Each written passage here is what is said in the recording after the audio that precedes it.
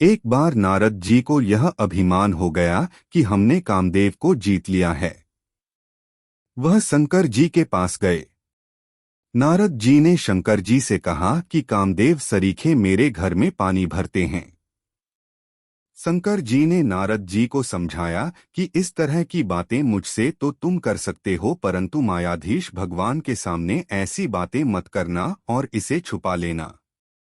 शिव जी के इस प्रकार के वचनों को सुनकर नारद जी को अच्छा नहीं लगा।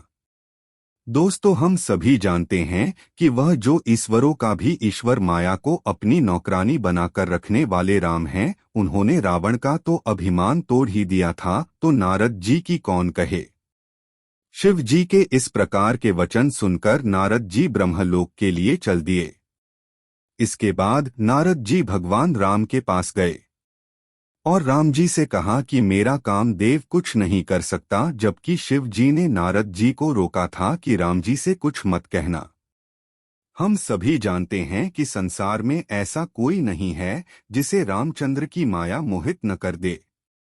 भगवान ने भी जब नारद जी के मुख से यह सब सुना तो करुणा निधान श्री भगवान मुस्कुराकर बोले कि हे नारद, तुम्हारे नाम में ही इतनी शक्ति है कि इसे लेने मात्र से मनुष्यों के काम व क्रोध नष्ट हो जाते हैं।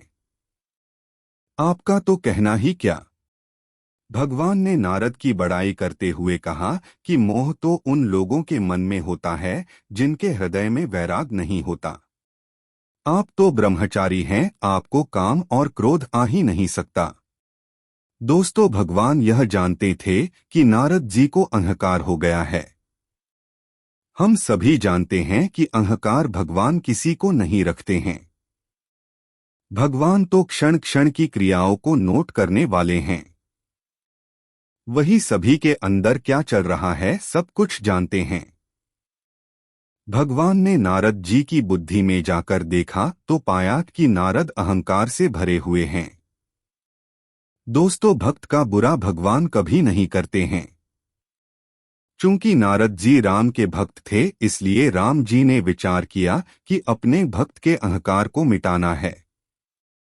अब नारद जी भगवान को प्रणाम करके अपने धाम को चले।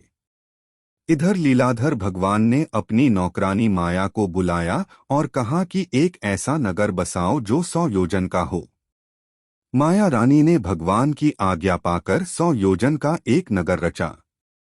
यह नगर कैसा था, आइए गोस्वामी तुलसीदास जी के शब्दों में सुनते हैं। उस नगर की ऐसी रचना थी जो कि भगवान के बैकुंठ से भी सुंदर थी।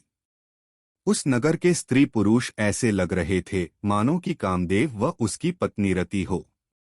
उस नगर का वैभव और विलास 100 इंद्रों के बराबर था। वह नगर रूप, तेज, बल और नीति का घर था।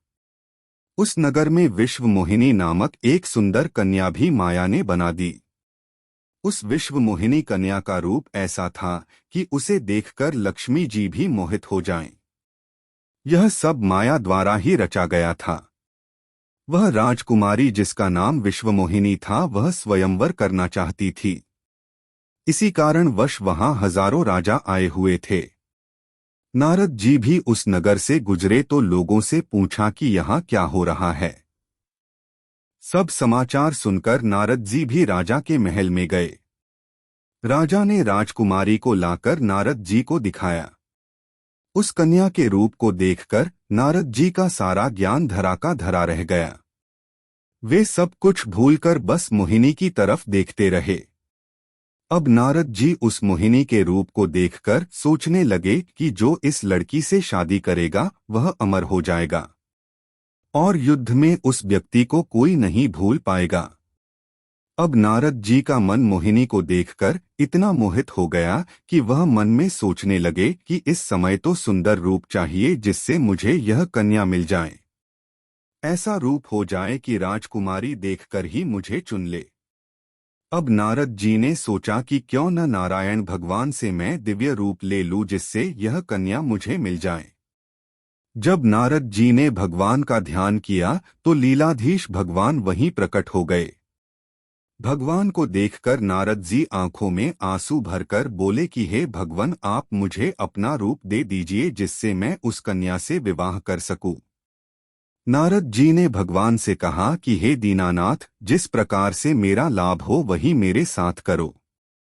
भगवान ने नारद जी की यह दशा देखकर कहा कि जिस प्रकार रोग से व्याकुल यदि कोई व्यक्ति जहर मांगे तो डॉक्टर या वैद्य उसे कभी नहीं देता, ठीक उसी प्रकार मैंने भी तुम्हारा हित करने की सोची है, इसलिए तुम्हें गलत रास्ते में नहीं जाने दूंगा।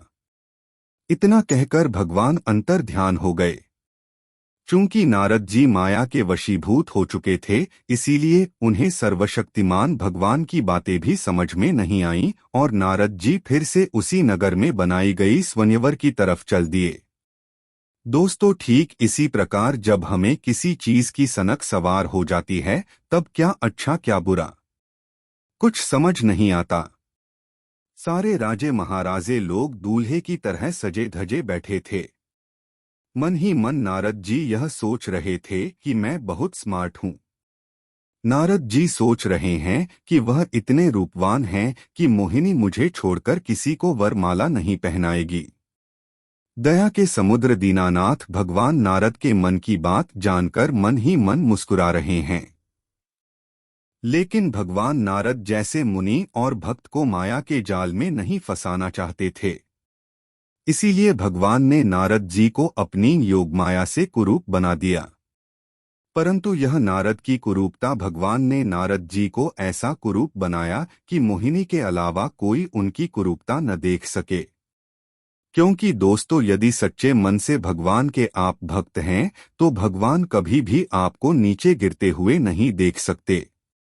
यदि मन में पाप है और पूजा अर्चना किए जा रहे हैं तो यह ऐसे ही है जैसे कुछ समय के लिए डिब्बे में मल भरकर डाल दिया जाए। वहां पर महाकाल भगवान शिव ने अपने 2 गणों को भी भेजा था। पिछले वीडियो में दोस्तों आपने शिव बारात में गणों की वेशभूषा देखी ही थी। शिव जी के गण ब्राह्मण वेश में जहां बैठे थे, वहीं पर अपने रूप का अभिमान करके नारद जी भी जाकर बैठ गए। अब शिव जी के दोनों गण जो ब्राह्मण वेश में थे उनका कमाल सुनिए। वे दोनों शिवजी के गण नारद जी को सुना सुनाकर कह रहे थे कि भगवान ने नारद जी को सबसे सुंदर बनाया है। इनकी सुंदरता देखकर मोहिनी पागल हो जाएगी और वरमाला इन्हीं को पहनाएगी। नारद जी ने जब अपनी बड़ाई सुनी तो अंदर से दिल बहुत खुश हो रहा था। नारद जी ने सोचा कि जब पुरुष में रूप को देखकर मोहित हो रहे हैं तो मोहिनी का क्या हाल होगा। दोस्तों, यह वीडियो को पहला पार्ट है, दूसरा पार्ट देखने के लिए कमेंट जरूर करें। बोलो सियावर रामचंद्र की जय।